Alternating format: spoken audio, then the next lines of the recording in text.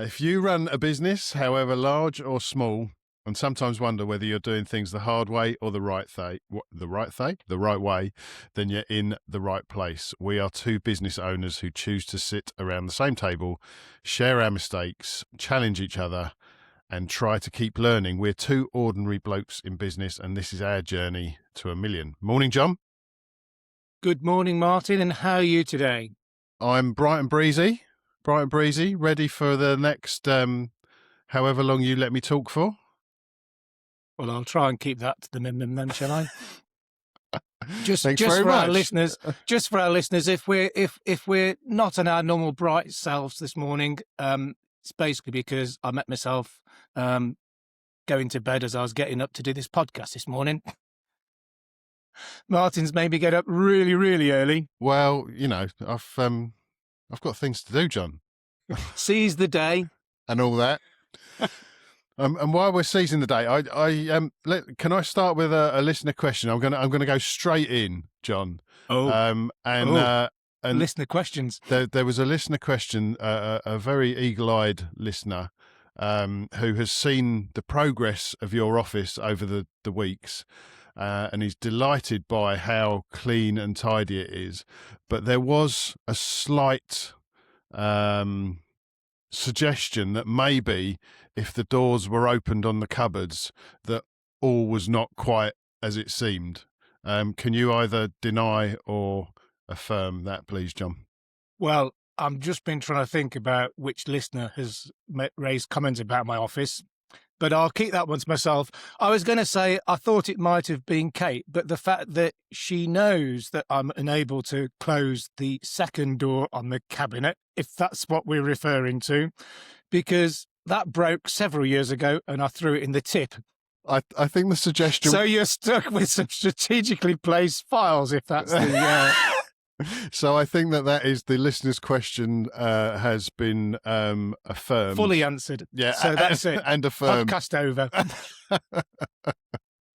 Right. But what a great question that was. Have you had any photos in this week, Martin? No, and also the sun is not shining on your interactive wall. So that's very disappointing. It's far too early for the sun to be shining on the interactive wall, but if we wait a bit longer... I did notice just pre-podcast that you had tried to make up for that by purchasing the world's smallest chimney. Is that an indoor chimney just by the side of your radiator there? It's a decorative one alongside the Uni pizza griddle, so that's for this summer living. It's tough up north, you know. Oh, I tell you what, anyone listening... You Southerners. Anyone listening, are we going to put this kind of material on the title for this week's podcast, or should we... I think so. Should we try and make it a bit more interesting? Okay, well, I think I've got a great title then, Martin. Go on. I think it should be Think Big and Be Brave. Oh, I like that. Think big. I'm writing that down, John. And be brave. Right. Okay. Do you want to expand? Well, only I will, but I'm at risk of being ridiculed by you. I should have waited till you just taken that cup of tea to see it spray over the screen. You talked to me about listener numbers earlier this week, and I'm afraid a lot of those are me, because I've not only listened to the podcast once. Actually, I was walking. You're our only listener. Who knew? We knew we had one listener. Who knew it was one of us? And it's still not Kate. I was walking alone this weekend because no one will walk with you. My walking buddy had left me. Yeah, he says I'm far more exciting on a podcast than in real life, so that's that one gone. And I ended up listening to the whole podcast, but not in sync. What's the order? It is early. You've got me in date order. But I went backwards. Yes. Yeah. I went backwards. And actually... is it? Yes. No. Logical order. I went backwards. I listened to them from sort of 7 down to 1. It was a long walk. And actually, it made me realise that a few years ago we did the thing, reflection, the power of reflection. And actually, when I was listening to it, I was thinking, yeah, I remember Martin was talking about thinking big, be brave, remembering the visions and values and having pride in what we do. And, you know, the business and the team are going to benefit from all that sort of hard work. And I think what happens in life for us is that you listen to these things, you say you're going to do it, and then it sort of gets to the bottom of the list, and you probably don't capture as much as you would like to. So I think for me, listening to them again has been a great resource. And I just wonder how many of our listeners have listened to the podcast once or twice, or actually You're pushing it 3 now, John. times like me. I know. But Once would be good. Good. But actually, it's been really good because I've made a few notes of things that I was going to do that probably didn't quite do as well as I could have done, and actually revisiting those. And at the moment, a few weeks ago when we started, I was concerned that my phone had been cut off. Well, now we've got a 2-week sort of waiting time for surveys to be done, because spring has arrived, the sun has shone, and away we go. So, yeah, I think my key reflections on that I learnt from the thing as well is, the service proposition that you talk about. Your technician's role, your Lawns One role is to understand what the customer wants. Exactly the same as ours, really, but in different words. Understand what the customer wants, go and review the lawn, educate them in terms of what can be done, price it, and then leave the decision to them. Sounds simple, doesn't it? It does sound simple. And I had a meeting yesterday, and the guy said exactly the same to me in his sort of elevator pitch. And how do you argue with that? Because that's your, that's your own sort of argument as well. It was good. So I did. I just thought, well, think big and be brave. We've been doing that, and we're starting to see the effects of that, not just in the numbers that are coming through for work done, work that we've booked, but also the attitude of the team. And we're in, we're recruiting again now, because what I announced sort of last week with one of my team. But it's still a great atmosphere in there, and there's a can-do attitude, which is brilliant. So, yeah, that's my proposal, Martin. In the title, think big and be brave. Okay. Have you ever heard of a BHAG? A BHAG? No. Big hairy arsed gull. Oh, right. So this is something I came across a number of years ago, and it's basically a goal that is so audacious and big that it just doesn't seem possible. The thing about it is that it doesn't seem possible until you start thinking about it, and then thinking about how you could make it happen and breaking it down. And it's designed to just make you think outside the box, because we get so engrossed in our own life and our own rhythms of what we do, that sometimes you just don't think about whatever's possible. And let's face it, we all admire the Steve Bartlett's and the Richard John Bransons Drapers. and the John Drapers Martin of this Ashtons. world, and we all look up to them and think, like, it'd be great to be that. You've got to aspire to be in that kind of room, with those kind of people, and to do that you have to do something extraordinary, and the BHAG is designed to help you get on that journey, and I think it's a really useful tool. So set yourself a BHAG. Well, we have done, but we don't call it a BHAG. Right, okay, that's excellent. Now you started talking about it in your calm, eloquent way. I remember at the conference, there's a lady there talking about your C budget, your A budget, which is your must do, your B budget, which is your really nice to do, and then she was talking about your C budget, which is the wow, what if we could do it? Wasn't it goals rather than budgets? Because possibly, I remember her talking about seagulls, and all I could think about was birds at the beach. So, well, on that, Martin, I'm sorry, we are going so random today. I've got a problem for next week. Right. Yeah, and it's for the listener that is obviously concentrating.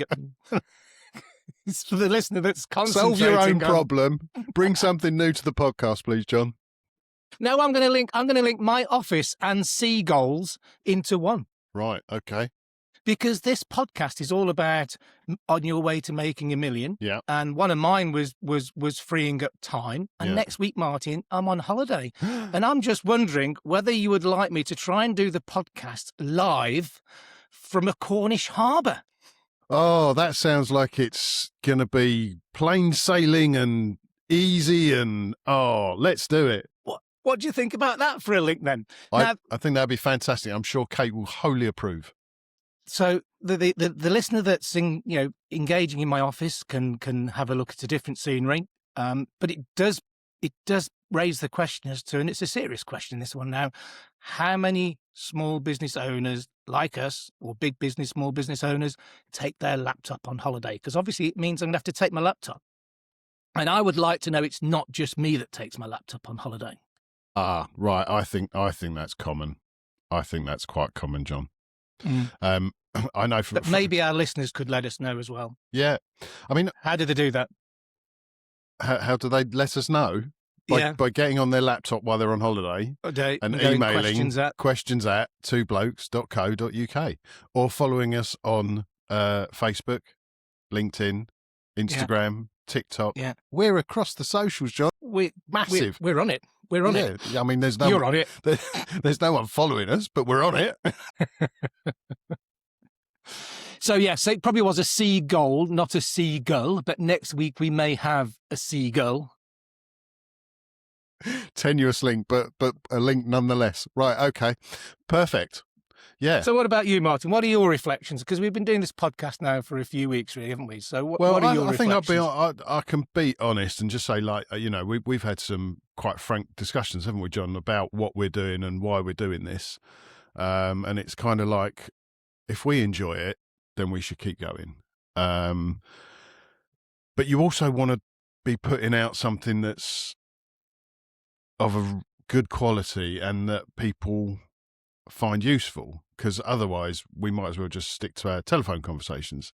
So my reflection is that, as much as I enjoy these conversations and I do, I want this to be successful. I guess that's my biggest reflection, and I'm going to do all I can to do that in a busy life with, kids, family, dogs, business, team members and all the rest of it. I'm going to be a little bit gentle on myself and not set too much pressure on myself, or not give myself too much pressure. And hopefully between the two of us, we can produce something that's half decent and that people want to listen to.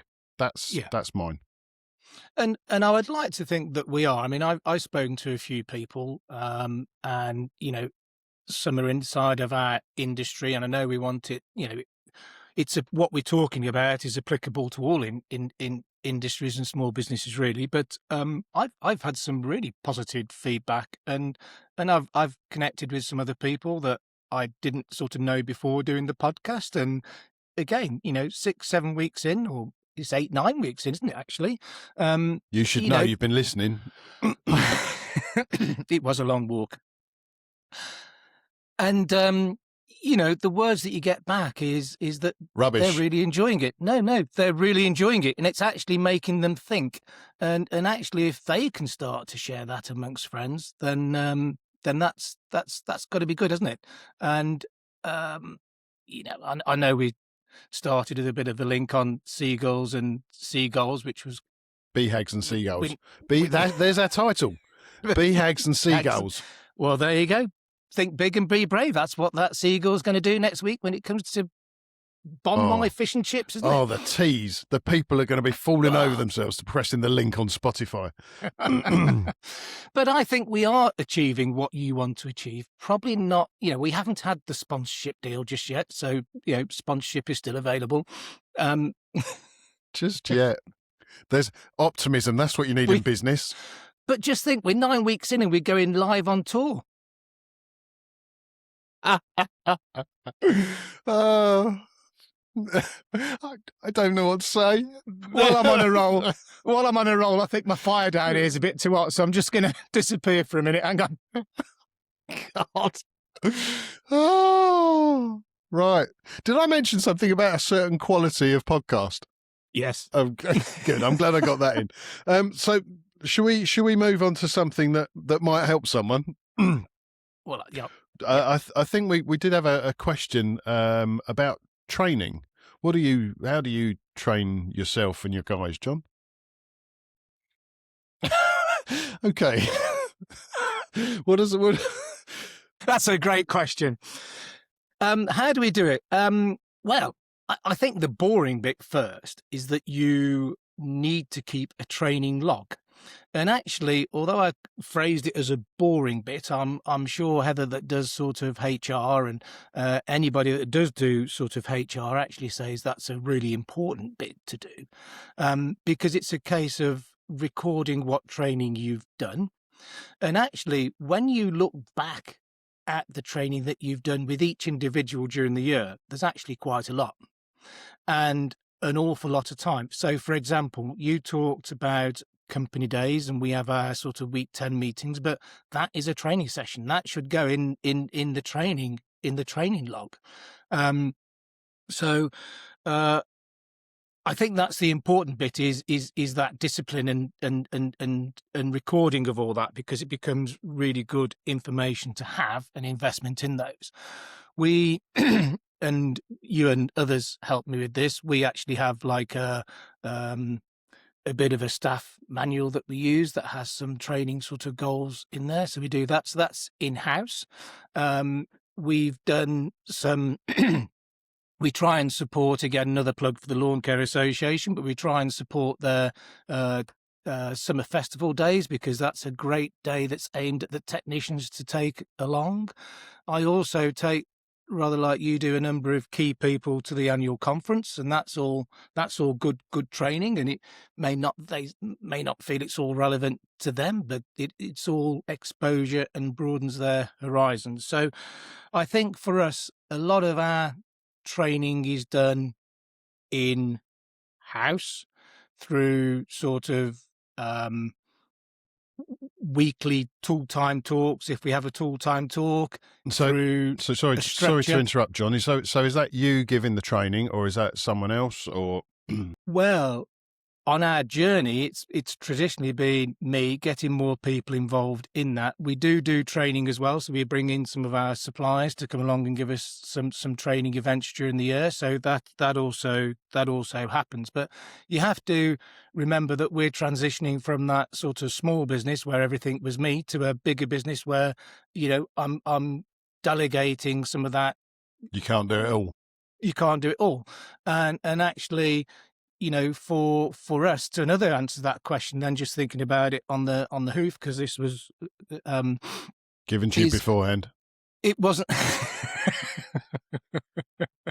It's very early, but actually, you know, I'm using an outside supplier to help us this year, and actually part of that brief is actually supporting one of my team whose role is also changing to make sure that he doesn't become overwhelmed and can actually give him some tools in how to manage with all the stuff, because it's dead easy to turn around and say, well, I'm going to let go, which is an expression that I used to use. I'm going to let go of that, you know, and I can give that to Bob to do, Dave to do, Mel to do, but actually you run the risk of overwhelming them. So I want to give them some tools in how to, you know, cope with that, and actually having the confidence to say, well, I don't think we either need to do that or somebody else could do it. So we use a combination of outside staff. I think you and I we've been involved in days where we've got guys in and we've done it as a group. So we've done it as a group of independents to actually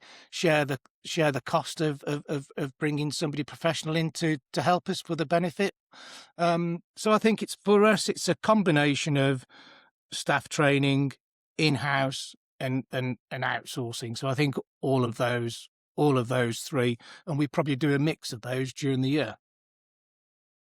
Yeah, I think that's pretty much covered it. I mean, the only things I would add to that is it starts with the induction, and you shouldn't underestimate the power of induction, because if you can get all your, to coin a phrase, ducks in a row, ready for a new member of the team, that has a really positive effect, I found. So, you know, one of the things I like to do whenever possible is on our vans, we have on the media system, you can plug in a name.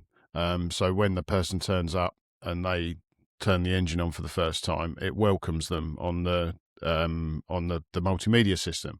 And I think touches like that, I've never asked the guys whether they like that or not, but I personally think that that's the human side, and it's it's a first impression of the business, and I think that that's always a good thing to do, and I think that induction then sets the tone for what's coming next.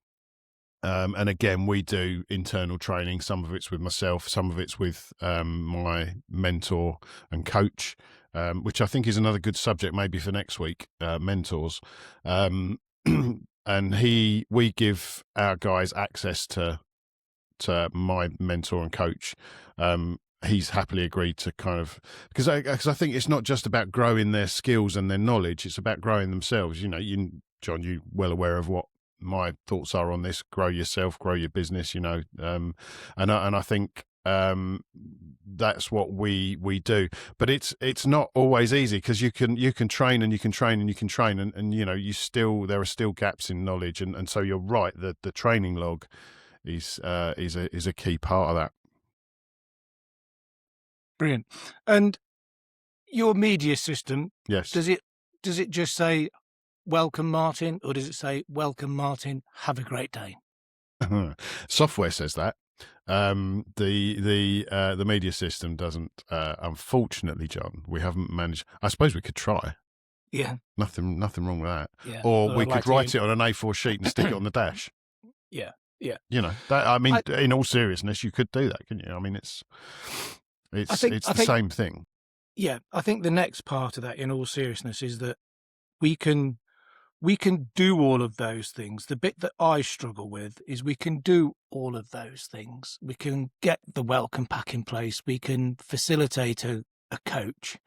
What we can't do is actually, I was going to say, make them read it, or we can only try and encourage them to take part in those things, so it becomes a pleasure to do rather than a chore or a must do. And I don't know how you cope with that. How do you cope with a technician that doesn't actually, go online and look at that portal or something like that? How do you sort of coach and enforce stuff like that? I think again, it's friendly reminders, followed by stern reminders, followed by sit with me while we do this. If it's I get it. If you come to me with policy talk, John, I'm not gonna jump out my chair and go, yes, yippee.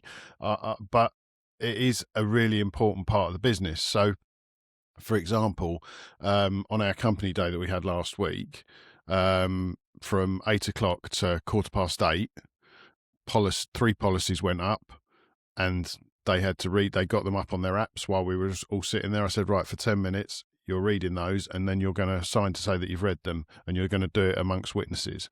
Because, and as I said to them, it's not enough for us to have the policies. It's not enough for us to then ask them to read them, especially when it comes to things like health and safety. If we had an accident and health and safety said, and the HSE came to us and said, what have you been doing with your health and safety? And you say, oh, well, I've told them to read the policies are all there. That's not good enough. You've got to actually make sure that they know and understand it. So actually that moment of 10 or 15 minutes is like, right, you're doing this. I'm providing the time to do this. You've got, and everybody did. And it was like, it's that thing, eating the frog, isn't it? Getting that done, getting it out of the way, then on with all the good stuff. Questions for you, Martin. Dear, go on. I can't comment on Eat the Frog because that's on my packing list for. There's no room in my suitcase for clothes because I've just got an extensive book list that I've heard about. So, but is that the first time you've done it that way, or have you done it that way for a long time? It's the first way I've done it that way specifically, but we do use our company days to go through policies. So we've actually put it on the screen and then gone through it with them. But actually, that's a bit, it's up on the screen, you read it through, everyone's bored with that. You might as well just sit and read it yourself. So, and that's taking responsibility, and you're giving them time, and everything's much better that way. And have you seen? Sorry, this is hopefully not too delving into depth, but have you seen a a change in people since you've been raising it in this way, basically? Have you seen a change in their attitudes or? I don't think so, but I don't think I was expecting that. I think it's just, I guess like enforced sounds really kind of brutal, but it's just it's a window where you're not doing anything else. You've got the time. Everyone's in the same situation. We've got some good stuff coming later. Let's get some stuff that needs to be done and out the way, and tick it off the list. It's the same with us, with our lists, our daily lists. It's there's always something rubbish on there that you don't want to do. I think it's human nature. So actually, what you're doing is you're just helping that process. Yeah. I don't And think it's changed. I mean, we've got guys that have read more policies than others, and they're reminded. We've got records of by email to say who's been asked to read what and by what date and who hasn't, and they're followed up on, because like we always say, what gets checked gets done, right? So yes. you haven't read it, right? This needs to be done. Yeah. Yeah. The reason why I'm interested in this is because we have our sort of week 10 meeting in a few weeks' time. And one of the things that's going around in my mind is we have an agenda which has worked well for us. But actually, as I do sort of step back and other people step up, is what does that agenda change as well? Because it's no longer John's agenda, it's a team agenda. And actually, if we change it and get more stuff involved, can we mix it up a bit to keep it fresh rather than just item 1, item 2, item 3? Absolutely. Absolutely. I think that's what I'm trying to get sorted out in my own mind. And I think it's actually a really good thing. The first, so if you let someone else loose and give them some subjects, or even go to them and say, like, what subjects do you think we should cover?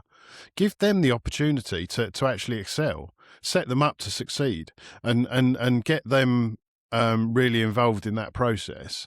And I think that's really good, because actually coming from a colleague rather than from the boss, it's far more powerful.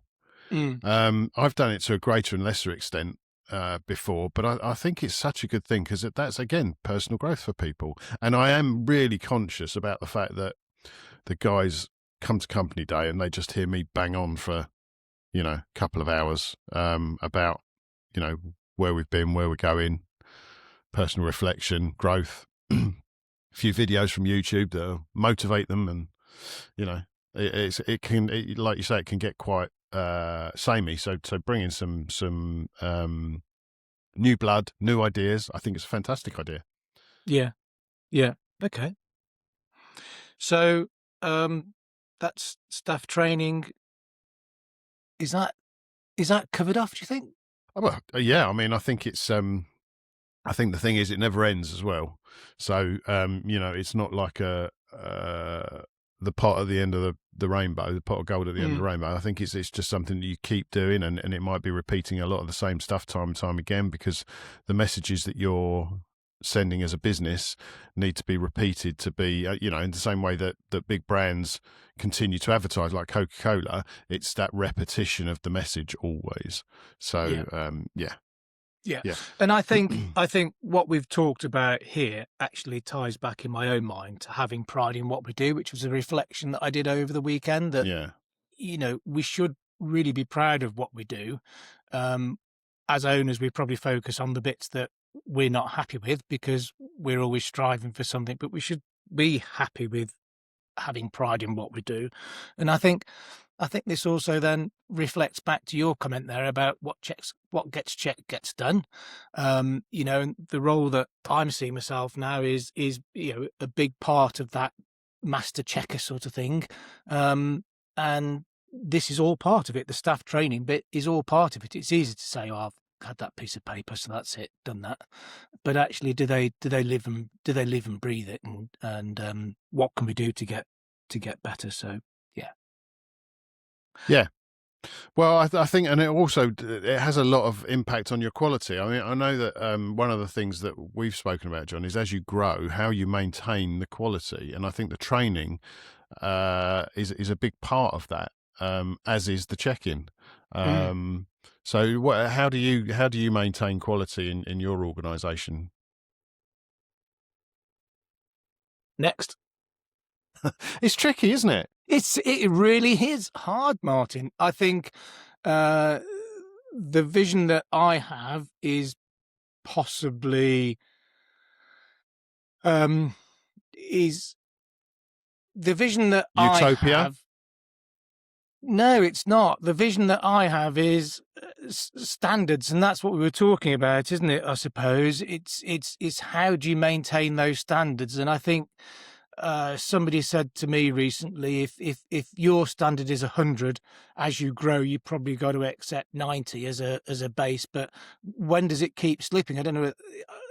I don't know which podcast I heard that on, but actually, I find it really hard, and likewise, Kate was always involved in our sort of cultural work, and now she's not doing as much. And I'm having to say to Kate as well, we need to step back and just check that the standards have been there. Now, interestingly, on Monday, we have a guy that does a lot of cross-referring, so we'll refer him new lawns because we don't do that sort of small works, and he'll refer them back to us. And he'd laid a lawn, they'd had issues, they hadn't done what he told them to do. They'd gone and put loads of rubbish seed in there, so it stuck out like a sore thumb. And he says, "Can you come and meet these people?" And so I did that on Monday, and. We were stood outside having a natter afterwards, and I looked at the next door neighbour's lawn, which had recently been scarified, and I just looked at it and thinking, oh my God, I hope that wasn't us. Because the standard of how the job had been left, in my opinion, was awful. There was scarification clippings all over the drive. It hadn't been sort of swept up, cleaned up, blown up. It hadn't been mowed or anything like that. And I was just thinking, oh my God, I hope that isn't us. And the first thing I did when I got in the van was check to make sure it wasn't us, because I was in that fear that quality thing had just gone down the pan. And was it yours? No. All right, that's good. No, so it was good, yeah. And but I think this is something that people don't actually talk about. Honestly, and I think this is part of what we're trying to do with this podcast. And this is like, we have problems.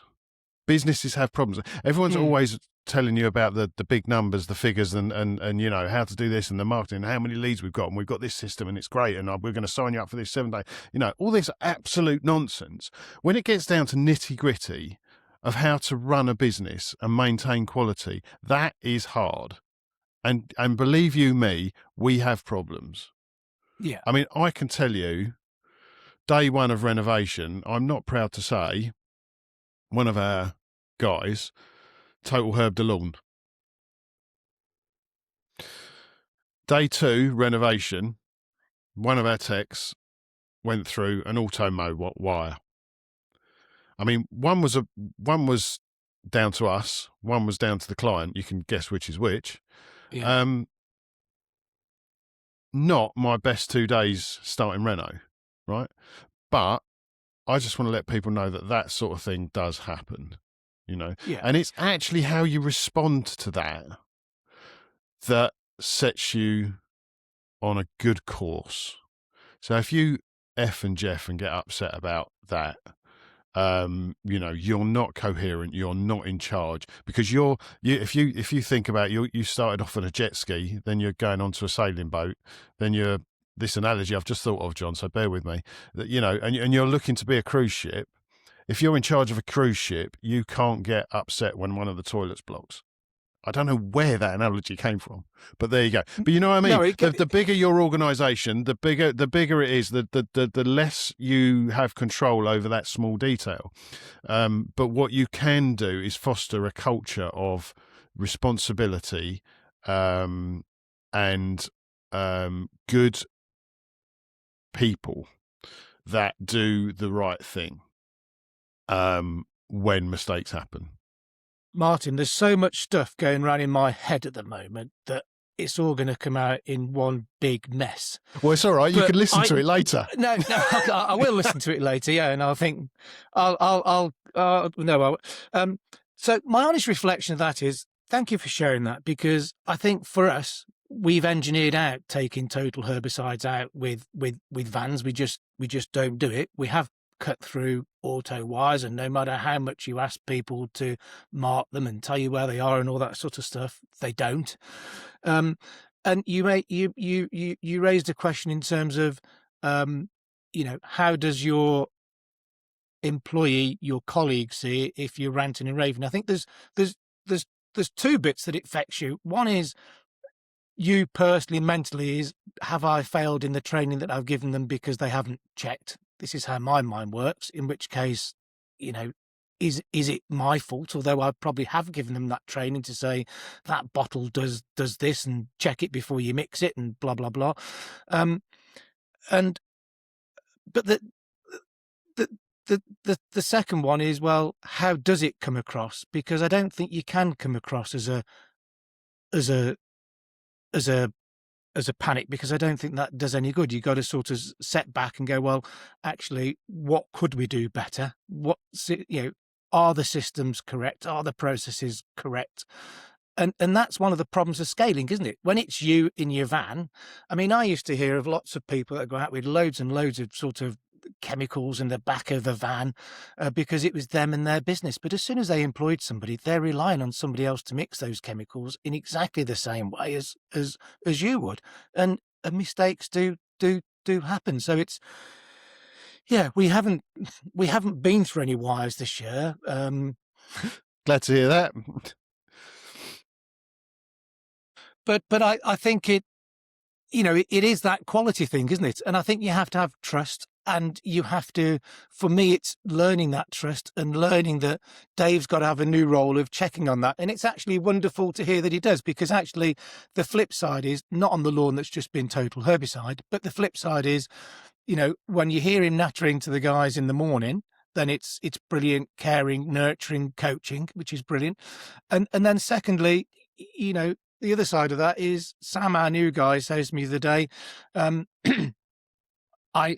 I would like to do this with the sprayers that we're not using, and we've got a complete care sort of thing in with those, but it doesn't always happen the way you want it to happen. And as I say, if the man from Basis came in and looked at that store, have we got complete pride in there at the moment? And the answer is probably not. Despite all those rain days, it could be better. And he's going, can I help you do that? This is what I'd like to do. And you're thinking, well, I was going to say brilliant again, but I came up with that one last week, didn't I? That's awesome. That could be the word of the day. That's awesome. There's a couple of things. I mean, the one thing I have to, when I reflect on things like that, there's two thoughts. There's one, I don't want it to happen again, and I make that clear in a calm way. And I want those people to take total ownership of those issues and resolve them.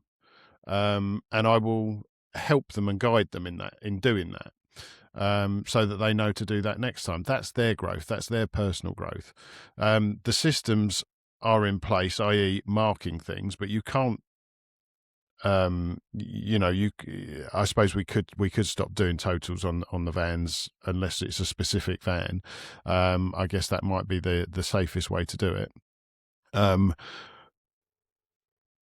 I think it's for me, another thing is the perspective. So, we are doing way over £100,000 worth of reno work. So when I was on my own, I might have done 30k and I knew everything that was happening. When you start to employ people, it's there's bound to, what I'm saying is, the more volume you do, the more you're going to experience problems. I mean, last year we went through windows like with stone chips and stuff like that, car windows, patio windows. It happens. That's why you have insurance. But it is definitely how you respond, and I've learned to respond in a much better way these days. Yeah. Okay. Martin, I'm just seeing the time, and you haven't got any coach drivers to take anywhere, have you? No coach drivers this week. Just want to go and get your breakfast. Bored of talking to me, or you need to tidy your cupboards. I've peaked. No, I haven't. Brilliant.